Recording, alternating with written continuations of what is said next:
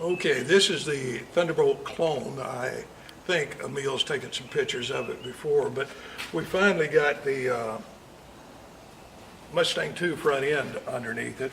It fit perfect. There were no problems. Everything went well. Had to stretch the frame about 1/16 of an inch to get the cross member in. Then everything else, once we got it in, lined it up, everything else just bolted in perfect. No problems at all with it. We had to reinforce back here with this was sent with the kit, and then I reinforced all this down here, and I put metal all in it to reinforce it because we're putting that 460 in it. And I've already put the 460 in it and taken it back out. Everything fits perfect. There was nothing to do to the firewall. There was nothing to do to anything. But what I've done out here, I've cleaned the firewall up and I've filled all the holes in where the heater went. You don't need a heater in Florida. And I'm going to Bondo them over, clean it up, and repaint under here. And once I get all this done, then we'll stick the motor back. Before we stick the motor in, we've got to build the inner panels up here. They were lost in transition, so we got to build them.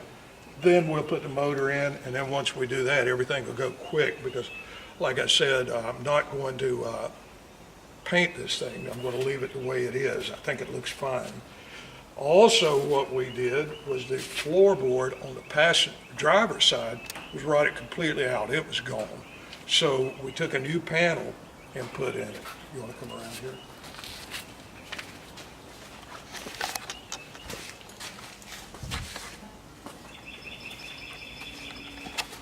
Okay, this is the new floor panel we put in, and I had a repo part that was made in the USA, and the only thing I can say about it, it sucks. It didn't fit at all, and nothing fit, so I just started cutting pieces off of it, and then once I got it cut down to where it would fit, then I welded it in, and because it was such a bad fit, I put fiberglass around the perimeter of it to make sure nothing leaks in the car.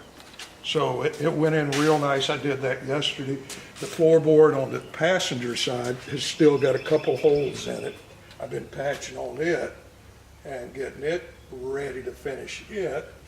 And then once I do that, the inside will be done. We've rebuilt the steering wheel, the steering column, excuse me, and took it out. We had to, you want to walk over here? We had to, because of the rack and pinion steering, we had to put this universal joint on it and run the shaft through, and then right here to make it where the shaft didn't move, which it was moving before, we took a piece of PVC, cut it down, stuck it in, and then ground it out where this U-joint fits, and now it spins perfect. There's no movement in it. And the other thing that we did was make sure that the shifter worked, because I'm going to put the column shifter on it, leave it the way it was. So we got that all done.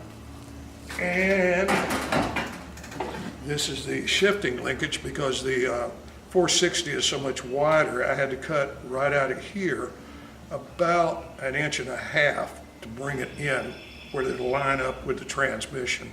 So this is the shifting linkage. So we'll have a column shift in it.